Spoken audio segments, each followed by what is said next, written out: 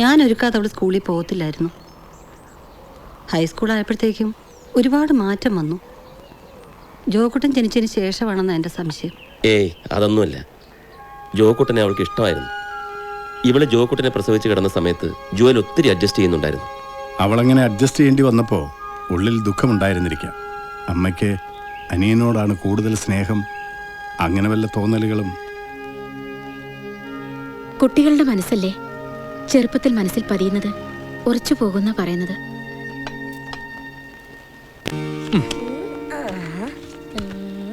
Dan ബ്രൗണിന്റെ Angeles and demons എന്ന novel കഴിഞ്ഞ ദിവസം കിട്ടി.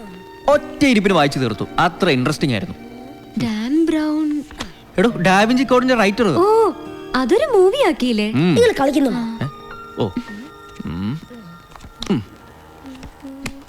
ഇപ്പഴാ ഞാനൊരു കാര്യം ഓർത്തെ. എന്റെ ബീറ്റിൽസിന്റെ CD കൊണ്ടുപോയിട്ട് തിരിച്ചു തന്നില്ലല്ലോ. അത് എന്റെ ഒരു ഫ്രണ്ടിന്റെ കയ്യില. ദേ രാഹുലെ, എന്റെ CD നഷ്ടപ്പെടുത്തി കളയരുത്. ഇവിടെ എന്തോരം ഗുസ്തി പിടിച്ചിട്ടാണെന്ന് അറിയാമോ ഓരോന്ന് മേടിക്കുന്നേ. ഓ കളയത്തില്ല. ഇനി എന്തെങ്കിലും പറ്റിയാ തന്നെ പുതിയ ഒരെണ്ണം വാങ്ങിത്തരാം. പോരെ? എടാ ജോക്കട്ടാ പോലടാ. എനിക്ക് വിശക്കുന്നു. ബീറ്റിൽസും ഡാൻ ബ്രൗണും. ജുവൽ എന്നും താമസിച്ചു വരുന്നതല്ലേ ക്ലാരയുടെ ഇപ്പോഴത്തെ പ്രശ്നം. അതിനൊരു കമ്പ്യൂട്ടർ അങ്ങ് വാങ്ങിച്ചു കൊടുക്ക്. അങ്ങനെയാകുമ്പോൾ പുറത്ത് ചാറ്റിങ്ങിന് പോകില്ലല്ലോ.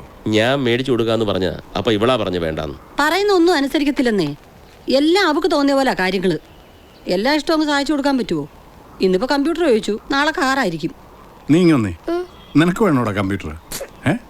ഇപ്പൊ ഈ പ്രായത്തിലുള്ള എല്ലാവർക്കും സ്വന്തമായി കമ്പ്യൂട്ടർ ഉണ്ട്. ഒരെണ്ണങ്ങ് വാങ്ങിച്ചു കൊടു. കമ്പ്യൂട്ടർ മാത്രം പോരല്ലോ മേരി, ഇന്റർനെറ്റും വേണ്ടേ? കമ്പ്യൂട്ടറിന്ന് ഇന്റർനെറ്റ് എന്നൊക്കെ പറഞ്ഞ് എന്തൊക്കെ മോശത്തരങ്ങളാ. പത്രത്തിൽ എന്തൊക്കെ വായിക്കുന്നു. എല്ലാം അറിഞ്ഞു വെച്ചോണ്ട് എങ്ങനെയാ മേടിച്ചു കൊടുക്കുന്നേ? അതിലൊന്നും ഒരു കാര്യമില്ല ക്ലാരെ.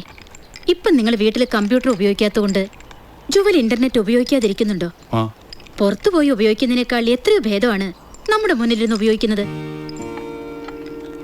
നീ തീരുമാനിച്ചോ, അതുപോലെ ഞാൻ ചെയ്തേക്കാം. കണ്ടുപഠിക്കേ. ഒന്ന് പോടിയൊന്നു. ഇത്രയൊക്കെ അനുസരിച്ചിട്ടും ഞാൻ ഇവൾക്ക് വേണ്ടി ഒന്നും ചെയ്യുന്നില്ലെന്നാ തോമാച്ച കംപ്ലൈന്റ്. പെണ്ണുങ്ങളെല്ലാം അങ്ങനെയാണോ?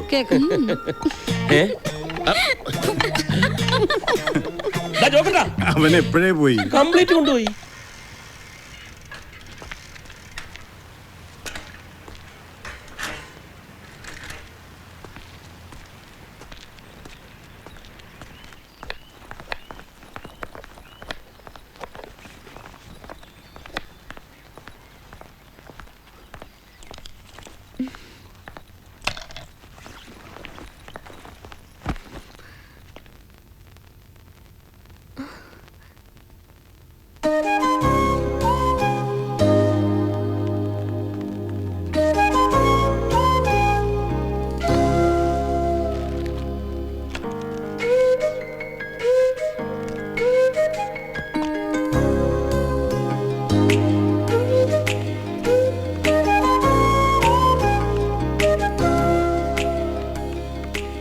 കമ്പ്യൂട്ടർ ഇഷ്ടമായോ? Thank you daddy.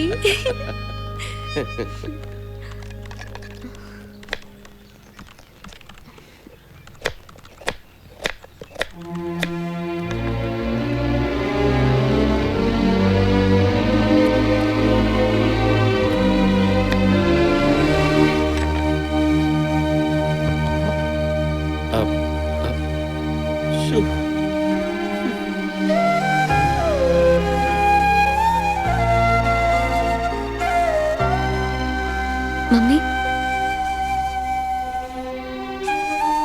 Thank you mummy. Thank you so much.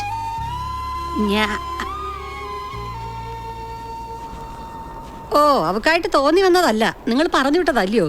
രണ്ടുപേരുടെ എന്നെ മണ്ടിയാക്കാൻ നോക്കല്ലേ. മമ്മി, ഞാൻ എന്റെ കുഞ്ഞെ ആർക്കാനും വേണ്ടി ഓക്കാനിക്കാൻ നിൽക്കല്ലേ നീ. ഞാൻ അപ്പോഴേ പറഞ്ഞതല്ലേ ഇതൊന്നും ശരിയാവില്ലെന്ന്. കണ്ടോ കണ്ടോ, ഞാൻ ഊഹിച്ചത് അങ്ങനെ ഉണ്ട്. നിന്റെ ഒരു ഊഹം, നിന്റെ ഊഹവും തോന്നലുകളുമാണ് ഈ വീട്ടിലെ പകുതി പ്രശ്നങ്ങൾക്കും കാരണം. ആണ്, ഞാനാണല്ലോ ഈ വീട്ടിലെ പ്രശ്നക്കാരി. ക്ലാരെ, നീ ഒരു കാര്യം മനസ്സിലാക്കണം. നിന്നോട് താങ്ക്സ് പറയണമെന്ന് അവൾ സ്വയം ആഗ്രഹിച്ചാണ്. പക്ഷേ നീ എങ്ങനെ റിയാക്ട് ചെയ്യുമെന്നുള്ളൊരു പേടി അവൾക്കുണ്ടായിരുന്നു. പേടിക്കണ്ട, മമ്മിക്ക് സന്തോഷമേ ഉണ്ടാവുള്ളൂ എന്ന് പറഞ്ഞ് ഞാനാ കൂട്ടിക്കൊണ്ടു വന്നത്. അതാ ഞാൻ പറഞ്ഞത്, നിങ്ങൾ കൂട്ടിക്കൊണ്ടു വന്നത് അവളായിട്ട് വന്നതല്ലാന്ന്. എന്നെ ചവിട്ടണം തോന്നതല്ലേ? ചവിട്ട്. നിങ്ങൾക്ക് നിങ്ങളുടെ മോളാ വലുത്. അവൾ ജനിച്ചതിന് ശേഷം നിങ്ങൾ എന്നെ സ്നേഹിച്ചിട്ടുണ്ടോ മനുഷ്യനെ?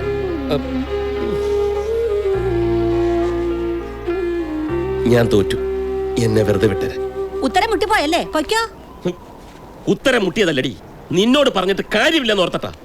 ജുവൽ ഉണ്ടായ നിമിഷം മുതൽ ഞാൻ നിന്നെയല്ല സ്നേഹിക്കായിരുന്നു, നീ എന്നെയാണ് സ്നേഹിക്കായിരുന്നത്. എന്നത്? അന്നേ ഞാൻ പറഞ്ഞതാ ഒത്തിരി കൊഞ്ചിക്കണ്ട, അത് നല്ലതിനല്ലെന്ന്. എന്നിട്ടിപ്പോ എന്തായി? അവളെ പൊക്കിക്കൊണ്ട് നടന്നപ്പം എന്റെ പല കാര്യങ്ങളും നീയാണ് മറന്നുപോയത്.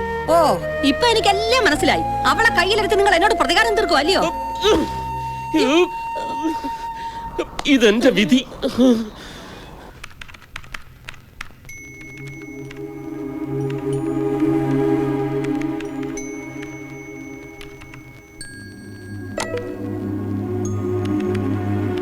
ഇത് അമീർ, എന്റെ പുതിയ ചാറ്റ് ഫ്രണ്ട്. ഞാൻ ആദ്യമായി അമീറിനെ പരിചയപ്പെടുന്ന ദിവസമായിരുന്നു. അമീർ ഒരു ഫാഷൻ ഡിസൈനിങ് കമ്പനിയിൽ വർക്ക് ചെയ്യുന്നു. A chronic bachelor. He's an orphan. അവനൊരു അനാഥനാണ്. ഇത്രയും കാര്യങ്ങളെ അയാളെക്കുറിച്ച് എനിക്കറിയൂ. ചാറ്റിങ്ങിൽ പരിചയപ്പെടുന്നവരെ പെട്ടെന്ന് വിശ്വസിക്കാൻ സാധിക്കില്ലെന്ന് എനിക്കറിയാം. പക്ഷെ എന്തോ അവനെ ഫ്രണ്ടായി കൂട്ടാൻ താല്പര്യം. ഒരുപക്ഷെ അവന്റെ അനാഥത്വമാണ് എന്നെ ആകർഷിച്ചതെന്ന് തോന്നുന്നു. എനിവേ, ഞാനൊരു പെൺകുട്ടി ആയതുകൊണ്ട് ഞാൻ ചില മുൻകരുതലുകൾ എടുത്തു. ഹായ്, എന്താ പേര്? ലക്ഷ്മി. അതൊരു കള്ളപ്പേരാണല്ലോ. സാരമില്ല, നമ്മളിപ്പോ പരിചയപ്പെട്ടതല്ലേ ഉള്ളൂ. You will have a tinge of distrust on me. Are you really an orphan? ശരിക്കും അനാഥനാണോ? മാതാപിതാക്കളും ബന്ധുക്കളും ഇല്ലാത്തവരെയാണല്ലോ നമ്മൾ അനാഥർ എന്ന് വിളിക്കുന്നത്. In that sense I am an orphan. But I have lots of people to love me and to be loved. സ്നേഹിക്കാനും സ്നേഹിക്കപ്പെടാനും ധാരാളം ആൾക്കാരുണ്ട് എനിക്ക്. ഓക്കെ, ലക്ഷ്മിയുടെ നാട് എവിടെയാണ്?